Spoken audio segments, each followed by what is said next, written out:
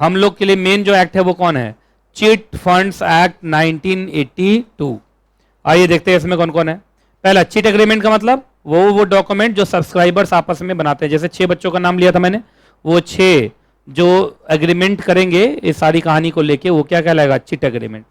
Chit amount, sum total of all subscriber, बताइए, है ना? तो 600 हो गए। एक महीने में तो 600 ना, एक महीने में 600। और मैं बोला डिस्काउंट छोड़ के बात करोगे। किसको छोड़ के बात करोगे? डिस्काउंट। अब डिस्काउंट क्या होता है? नीचे आ गया, देखो डिस्काउंट क्या होता है, पढ़ो। डिस्काउंट में क्या है? जिसको प्राइज मिलेगा ना, जिसको क्या मिलेगा? प्राइज। जैसे अभी प्राइज किसको मिला था? गर्विता को मिला था। तो गर्विता को प्राइज मिला 600, तो क्या वो 600 लेके जाएगी क्या? ना, 600 में से डिस्काउंट हो जाएगा। तो देखो क्या लिखा है, जो price subscriber under the terms of chit agreement required to forgo, forgo का मतलब छोड़ देना। तो मैंने बोला कि 600 नहीं मिलेगा तुमको, 600 में से तुमको 25 रुपया छोड़ना पड़ेगा। अच्छा, 25 रुपया क्या चीज का छोड़ेगी ये? हाँ, इंटरेस्ट समझ लो। देखो ना, आप चाहे इंटरेस्ट समझ लो। देखो, एक तो डिस्ट्रीब्यूशन अमंग द सब्सक्राइबर्स, ये हो गया, और दूसरा expense of running the chit, दो। हाँ, और बोथ हो गया ना, तो 3। तो बताओ ये 25 रुपया जो इसको कम दिया, देखिए या तो आप, देखिए 2 तरीका होता है। या तो आप क्या कीजिए कि इनसे इनको 600 रुपया दे दीजिए और इनको बोलिए कि तुम लौटाओगी 625, लेकिन लौटाएगी 625, ये बेकार है, क्या पता भाग जाए। हाँ, तो एक काम कर लो, पहले ही काट लो। तो आप 600 रुपया मत दो इसको, 25 रुपया काट लो। कितना दोगे? 575। और लेकिन वापस 600 करेगी, और वापस तो 600 करेगी ना, बात समझ में आ गया? तो ये ज्यादा अच्छा है। अच्छा, उस 25 रुपए से क्या होगा? मान लो 5 लोग और है ना, 5 लोगों को इंटरेस्ट मिलेगा। मान लो 3-3 रुपया इंटरेस्ट दे दिए, तो 5 या 15 रुपया उसमें चला गया, 10 रुपया चला गया कॉस्ट ऑफ रनिंग। उसी में से किसको मिलेगा? ऑर्गेनाइजर को। क्लियर है कि नहीं क्लियर है? ये बहुत कम एग्जाम्पल लिया जो मेरा मैथ्स कमजोर है, समझे ना। 6-6 लाख का होता है चिट सब, 6-6 करोड़ का, 600 करोड़ का होता है जी। 600 करोड़ का ले लूंगा तो परसेंटेज ना निकलेगा मेरे से, तो इसलिए जितना है 600 ठीक चल रहा है। अच्छा, ये फोरमैन कौन है? मैं ही। हाँ, क्या बोलोगे? ऑर्गेनाइजर। क्या वही रिस्पॉन्सिबल है पूरा कंडक्ट के लिए? बोलो। ठीक, चलिए अब बताओ इस एक्ट का कुछ बताइए, की पॉइंट्स बताइए। पहला बताइए, इसका नाम क्या क्या रख सकते हो? चिट फंड, चिट्टी, क्यूरी, आप ये सब नाम रख सकते हैं बस, है ना। और यार ना, ये सारे नाम सिर्फ कौन यूज कर सकता है? Only the chit fund company. Normal company ये सब वर्ड इस्तेमाल नहीं कर सकती।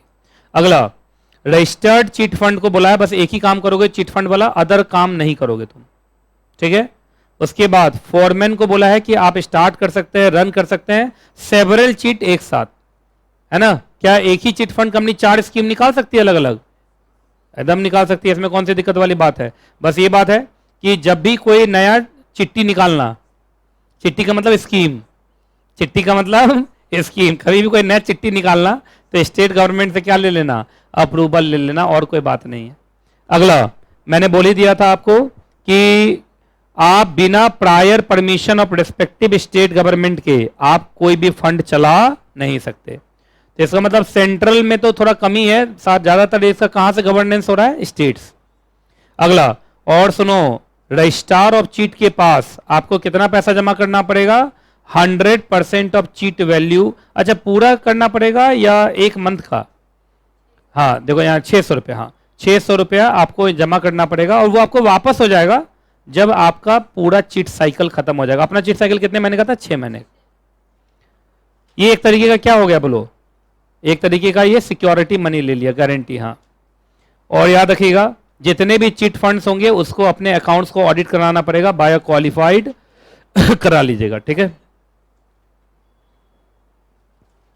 पढ़ लीजिए ये क्या लिखा मैंने।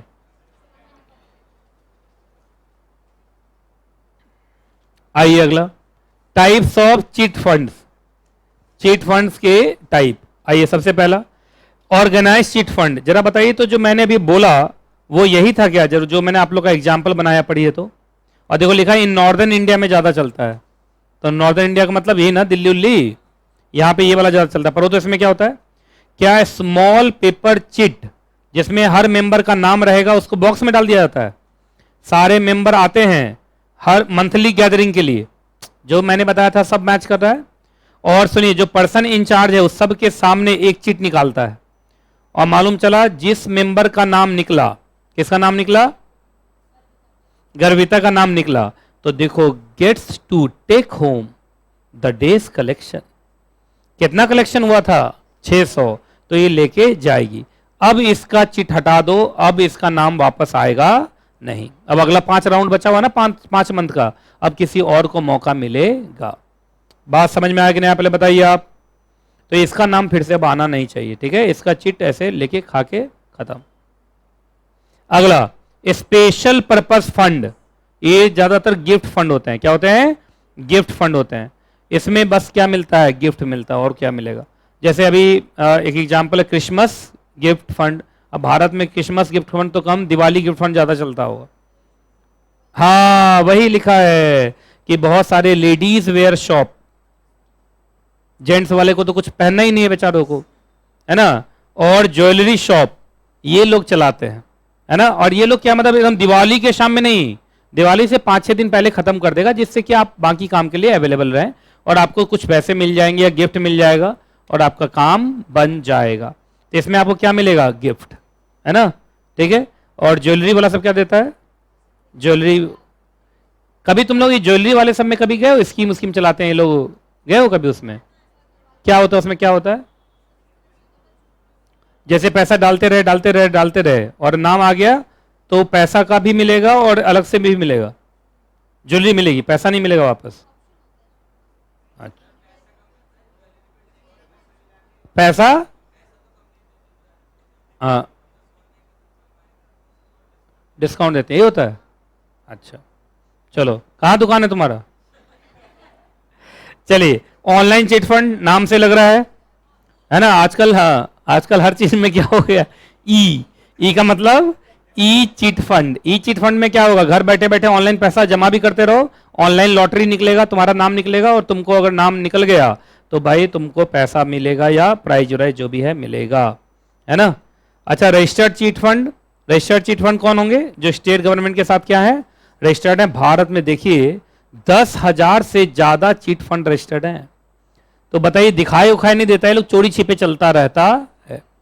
अच्छा, अनरजिस्टर्ड चिट फंड ये रजिस्टर्ड नहीं है और इसलिए भारत की किसी भी लॉ से ये गवर्न होते नहीं है। 10,000 तो रजिस्टर्ड है, नहीं होगा तो 10 लाख तो कम से कम अनरजिस्टर्ड होगा, है कि नहीं।